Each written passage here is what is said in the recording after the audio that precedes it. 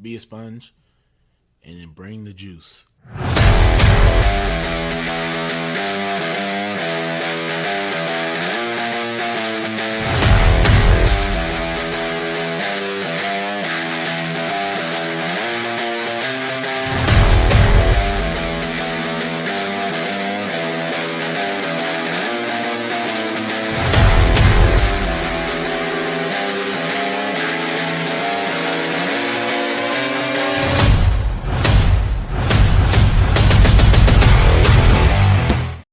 Hello and welcome back to the Edge of Greatness. I'm your coach, Charles Schultz, and I'm excited to have you here today. And I don't want to waste any time. I don't want to have any small talk. Let's just jump right into it today because I've got a lot of things that I want to talk about. But we're going to start in the coach's corner, and we're going to dive into why we love stories of resilience, redemption, perseverance, overcoming the odds. You know, those are always the stories that speak to me. And I think they speak to us as humans because it shows the incredible power of the human spirit. It shows the incredible power of our will and our abilities to just stick to things when they get hard. Life is always going to have challenges. We're always going to have obstacles to overcome. And too often we stop ourselves. It's not that life stops us. We choose to stop in the pursuit of things because it got to a point where we didn't have the fight anymore. But I think we forget that most of the people that we love, most of the figures that we appreciate and talk about were the ones who didn't quit. Were the ones who just keep showing up. They just kept showing up. They were always taking the next step. And when you think about historical figures that are known for resilience, there's a few that come to mind. There's a few that I want to share with you today that I always kind of come back to when I'm talking about being resilient, being consistent, just never giving in. And the first one is Walt Disney. A lot of people think that, Walt Disney had all this great success, but, one of my favorite quotes from him is the difference between winning and losing is most often not quitting. And I think that's such a powerful quote because, like I just said, we tend to get to a point where it gets really, really hard, which all great journeys have that moment. And the majority of people step away. But the ones we remember, the ones we talk about, the ones that make an impact, choose not to. And that was Walt Disney's legacy. For 8 years, he pounded the pavement trying to figure things out, trying to make things work, only to have somebody steal his ideas and steal his cartoons and have to start over and begin again and then discover Mickey Mouse and then slowly over time try to make it happen. It wasn't an easy journey. The next person I want to talk about is Henry Ford. And Henry Ford is an interesting one. And this quote from him is awesome. Failure is simply an opportunity to begin again, this time more intelligently. And I think that that's again, a powerful quote and a powerful reminder that we're going to fail on every journey. There's going to be moments where we don't succeed. I mean, heck, just last week I posted a new episode on my other show and the sound quality was not great to start. And it was a failure on my end, but it's an opportunity for me to begin and learn again and start to figure out how to do things better. That's the challenge. Can we take our failures and take our setbacks and learn from them, grow from them, become better from them? A lot of people don't realize this about Henry Ford, but he didn't really figure things out until 1908. He was 45 at the time. It took him till he was 45 before the Model T came out. That's old for that generation, right? It was late in the game. It was not an easy thing for him to get to that point. And so one of the things that I want us to understand is that it's never too late. Just keep working. Just keep figuring things out. Find ways to work towards the things you want. The next person I want to talk about is Thomas Edison. And Thomas Edison is obviously a very famous inventor and businessman in the United States. And, many of life's failures are people who did not realize how close they were to success when they gave up.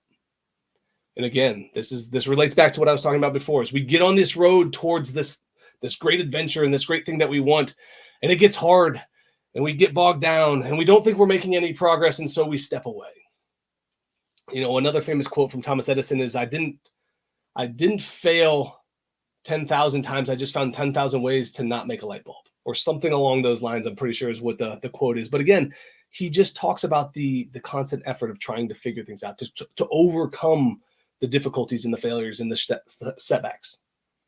This is what it's all about. This is resilience in real life. The last person I want to talk about, he may not be as well known, although with the recent movie Unbroken, he might have a little bit more worldwide recognition, and that's Louis Zamperini. He was a Olympic runner, and he says this: "The great lesson of my life is perseverance. Never give up. It's like my brother said, isn't 1 minute of pain worth a lifetime of glory?" And Louis Zamperini ran at the Olympics, went to fight in World War II, became a prisoner of war, was tortured and beat down, and just absolutely, it's an incredible story. I highly recommend you either read the book or watch the movie. Both are very, very good. And it just speaks to his will to continue to fight, to take one more step, to go one more minute. Isn't 1 minute of pain worth a lifetime of glory? And I think that's important to understand when you start to look at yourself. Is this moment of pain worth the glory on the other side? Nowadays, I don't like to always dip into the historical figures when I talk about resilience. I like to tell stories of athletes, because that's my world that I lived in and grew up in. And so what I want to do now is talk about some inspiring stories that I love to tell people when I start to talk about the power of resilience and why I think resilience is such an important part of our quest for greatness. The first person I want to talk about is Kurt Warner. Kurt Warner was a fairly good college athlete, had an opportunity to get drafted or picked up or free agent with, I want to say it was Green Bay, but then it didn't really work out. And he found himself working as a grocery store clerk. And then he got picked up by the Arena League and started playing some barnyard football and fought his way to getting an opportunity in the NFL, where an injury gave him an opportunity to become a starter, to where he became an NFL MVP, a Super Bowl MVP, and an eventual Hall of Famer. It is an incredible story of resilience and sticking to it and finding new ways to compete every day and just keep showing up. His story is inspirational because he kept fighting. When the world was telling him he probably should move on and figure something else out and go a different direction, he stuck with it. Now, it's not without doubts, and it wasn't without struggles. That's not what I'm saying. There's going to be struggles. There's going to be hard moments. But until you decide to quit, you still have a chance. And he never quit. Another person I like to talk about, and this one may be a little lesser known, unless you're a baseball fan, then you probably remember this guy. His name is Rick Ankiel. Rick Ankiel was a very highly drafted pitcher prospect with the St. Louis Cardinals. He was drafted in, I want to say, the first or second round, and he was coming up with the St. Louis Cardinals, and he got to the majors at 19, 20 years old and started to do very well for the first year. He did awesome out and was on fire and was looking like he was going to be the next great pitching legend. But then something happened. They made the playoffs the next year, and he had a game where he just all of a sudden started throwing a lot of balls and wild pitches. Started to look like Rick Vaughn from Major League. Everything was going all over the place. And they chalked it up to just one bad outing. They won the game, so it wasn't a big deal. And then the next time he goes out, and the same thing happens. And all of a sudden, he got the yips. And he got sent down to the minor leagues, and he still had the yips. And he struggled, and he decided at that point to reinvent himself as an outfielder. And he made a comeback. And he worked his way from being a pitching prospect in the major leagues to being an outfielder, and then having 7+ years of major league experience and getting a chance to compete after completely reinventing himself and starting almost from nothing to come back. And it just shows that when a door closes, another opportunity may present itself. Nobody would have thought he would have been a major league outfielder when he got drafted as a major league pitcher. However, he believed in himself. He knew his ability. He knew he was capable of, and he continued to fight and continued to put in the work and continued to try to do better. This is one of the things that I really want us to start to understand, is that we have great ability. Don't let your mind tell you don't. Keep fighting. The final person I want to talk about, and this is an inspirational person through and through, and it's Bethany Hamilton. I don't know how many of you remember Bethany Hamilton, but back when she was 13, she suffered severe trauma from a shark attack while she was surfing. Bit her arm off, and for a long time, she struggled to get back in the water, but she continued to push herself, continued to show up, continued to try to grow and develop. And now she's back in the water, and she's had a long and pretty successful professional career. She's got multiple kids there, and it's a great story of overcoming adversity, but then also showing this resilience to come back from the setbacks, to come back from the adversity of life, and to find ways to do what you love, to do what you're meant to do, and not let a situation or a circumstance stop you from that. And I think that's what's so inspiring about her story, is that nobody would blame her if she never got back in the water. She literally had her arm bit off by a tiger shark. That's terrifying in so many ways. But she found a way to overcome that. She found a way to come back from that. And now she's inspiring hundreds of thousands of people on a regular basis. So one of the things that I think that we need to start to understand about resilience in our life is, how do we start to apply it? How do we start to become more resilient ourselves? Where do we look to make these changes? And I'm going to dive into that a little bit more in our Connecting the Dots segment right after this commercial break. 1 week after launching our exclusive sneak peek, NGBN TV was live for 3 days of continuous coverage from Super Bowl 58 in Las Vegas. NGBN TV is live from Las Vegas for Super Bowl 58. The one-of-a-kind streaming TV network for men in their 40s, 50s, and 60s was the conversation for the big game about men's mental health. In the world of athletes, celebrities, and influencers, we're on notice. But we're just getting started with new partnerships announced, like the Team Nike 3-on-3 Championship, and new platforms available to download the NGBN TV app. So, what are you waiting for?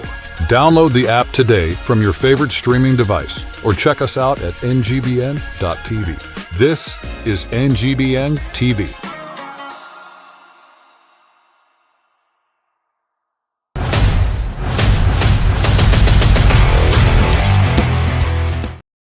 Hello and welcome back to the Edge of Greatness. This is our newest segment called Connecting the Dots. We're making a change here, and we're going to start to try to apply this idea that all of the pillars are interconnected, all of the actions we choose are interconnected. And so how do we connect those dots? And today, what I really want to dive into is what it is I love about resilience and why I made resilience one of the pillars, but more or less, how do we start to connect those pieces of resilience to our own personal lives, our own personal experiences? The first thing I think is most important when you start to think about resilience is, I believe it's a mindset. I believe that we have the choice to look at what's happening to us, what's happening in our life, what's going on around us, and ask, can you convince yourself to keep going? Can you convince yourself to look at the situation and not the outcome, but what am I learning? What's the opportunity here? What's next for me? Do you believe you're still getting closer? Too often we see the outcome of a moment and we forget to look at how far we've come from where we started, and we lose that connection to the part of the journey that we're on versus the situation we're in, right? The journey's going to have setbacks. The journey's going to have resilient moments where we have to step up and face adversity. That's going to be part of this process. Too often, though, we get stuck in the moment and we forget to look at where we're at on the mountain. And if you can shift your mindset away from being stuck in a failure moment, being stuck in a setback moment, and start to, okay, let's pull this apart. Why did I fail? What can I learn? What's next? Change the way we start to perceive the stuff going on around us. I think you're going to find you become more resilient when those moments happen, because we're looking for solutions. We're not dwelling on outcomes. The next thing I believe is that resilience is a choice. Much like choosing our mindset sets us up for success, the choice we make to never give up, to not blame our circumstances, to continue despite recent outcomes, those are all choices. Nobody can force you to quit. Nobody can tell you to stop. You have that choice. The choice is entirely yours to either keep going, to pivot, to stop, to quit, to reevaluate. These are all your choices. Sure, yes, you have things going on around you that have to dictate some of the things that are happening in your life. You have people to take care that you have to take care of. You have situations that you have to look at and to work on. But again, it's your choice to focus your energy in certain places. Everything in life is our choice. I had a conversation with Jason Dutton a few weeks back, and I've had several conversations over the last few years on the show. But one of the things that always sticks out to me about my time talking with him is that everything is a priority statement. He told a story about when we choose to go to work versus sleeping in, we're choosing that work is more important than sleep. Nobody's telling you have to go to work. You don't have to show up to work, but you also don't have to have a job, right? Resilience is also a choice. Nobody tells you have to keep going. You choose to. Make the choice to be resilient. Make the choice to show up despite the outcomes and the adversity. Number 3, resilience is effort. I think that this is an important one because there are very, very few things in this world, in this life, that we can control, that we have full control over. Attitude and effort are 2 of those things. I am a firm believer that when you give high quality effort and you show up with a high quality attitude and you continue to show that every day, each and every day, you're going to find ways to succeed. If you show up with a poor attitude, you show up with bad effort, you're going to find ways to fail. They go hand in hand. And when things get hard, you can choose to continue to work, or you can walk away. The effort to move on, the effort to continue despite the forces against you, is resilience. We are all going to face those efforts, those boulders that we have to push up the hill. You could step out of the way and let the boulder roll down the hill, but you need that boulder at the top to win.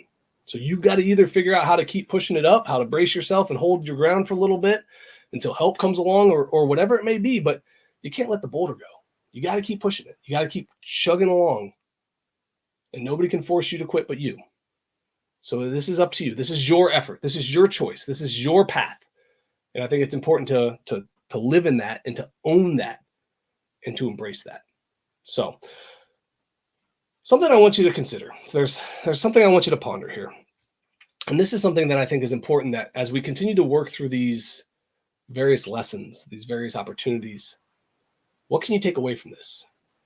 When you are in a moment, do you see your current situation as temporary or permanent? I think that goes a long way to determining whether or not you decide to be resilient or not. If you don't think this change is a possibility in your situation, then you're going to be more likely to quit.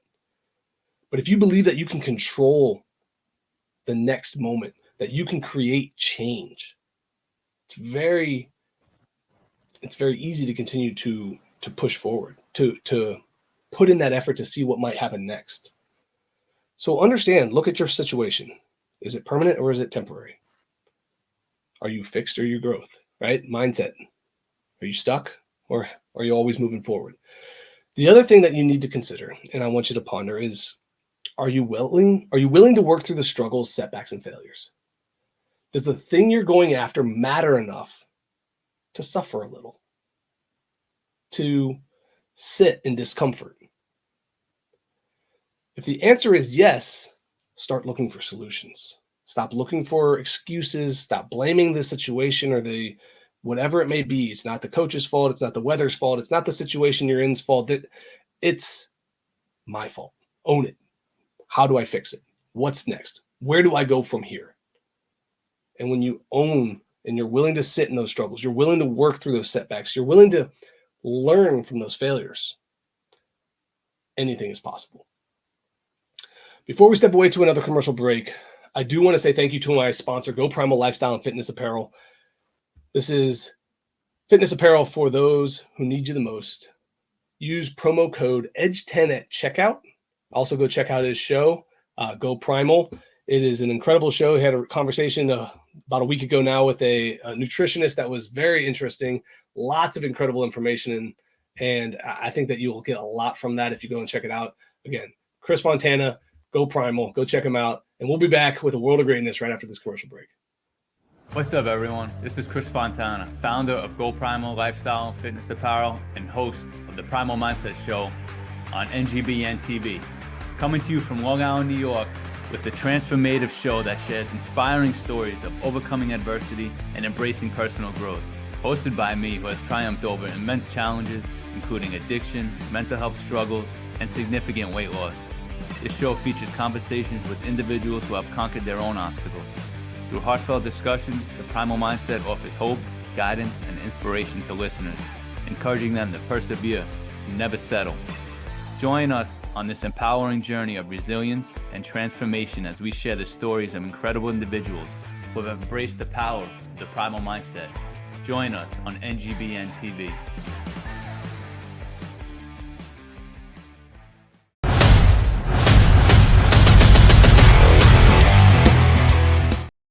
Hello and welcome back to the Edge of Greatness. As we begin to wind down today, I want to dive into a world of greatness and talk about two specific individuals. The first one is a young lady named Abigail Dennis. Abigail Dennis is a young high school track athlete, and there's a video out there right now. The meet was from 2022, and she's doing the 100-meter hurdles, and she trips on the second hurdle. She takes off. She jumps over the first one a little bit awkwardly. She goes to take off over the second one, trips, falls down, but she refuses to stop running. And despite being behind, like way behind, because you fall on the hurdles and it's only a 100-meter race, you got a long way to go, she chooses to get back up. She powers on. She continues to run, and she catches all the way back up to finish second in that heat. And because she finished second in that heat, she qualified for the finals, where she later went on and won and hit a PR. It's an incredible story of resilience, in my opinion, because too often we face a moment of adversity like that in that moment, and it's really easy to just get frustrated and just stop running. But she didn't. She chose to face that moment, to push herself back up, to get back into rhythm, to start running again, and fought to get herself back in the race. The other person I want to talk about is another track athlete. And this one's a little bit older. It's one that, if you haven't seen the video, I do recommend you go check it out. Her name is Heather Dorndon. And this was at the 2008 Indoor Championships, the 600-meter Indoor Championships at the Big Ten. And on the final lap, at the start of the final lap, she got tripped and fell and collapsed and fell all the way into last place. She gets back up. She's way behind. And she starts trucking it. I mean, full on sprint, booking it back. And by going into the last turn, she's already passed one, and she's catching up to the leader group. She comes around the final turn, and you see her just start flying by the rest of the pack. And she comes all the way back to win the race. It's such an incredible video, because how often do you feel like you fall behind and you just think there's no chance? Why do I even try? And I think it's such an important thing to remember, that the effort we choose to put in, again, dictates the outcomes that we get. She didn't give up. She never stopped. She kept fighting. Even if she hadn't won, that was noble of her to just continue to finish the race. But she did win. She fought all the way back. She found a way to dig deep and just overcome all of the obstacles of that race and do more. And I think that we can all learn from that, because setbacks are a part of life. We're going to fall down. Choose to get back up. Choose to keep going forward. It doesn't matter how far ahead everyone else is. Run your race. Sprint your heart out and figure out later, when the dust settles, where you finish. I want to thank you guys so much for joining me this week. I hope you enjoyed today's topic and got something out of our dive into resilience. I think that too often we look at these great things going on around us and we lose sight of the difficulties and the struggles that everybody goes through to get to these elite levels that we see them at when the dust settles. We can all achieve that. We all have greatness within us. We all have the ability to become resilient. Make those choices. If you are looking to be a sponsor on this show, or you're looking to connect with me, there's a couple ways that you can do that. First, I want to say, reach out on any of my social media platforms or email me at charles@theedgeofgreatnessproject.com. I'd love to hear what your thoughts are. I'd love to connect with you. I'd love to see how my show and your business could work together. And let's keep making greatness a part of this world. We all have what it takes to be great. We're all built for excellence. There's no reason why we can't find that within this journey together. All right, so let's keep fighting. Let's keep digging. Let's keep growing. And as always, guys, keep reaching for the stars. Fall flat on your face, but remember, no matter what happens, whenever we fall, always get up.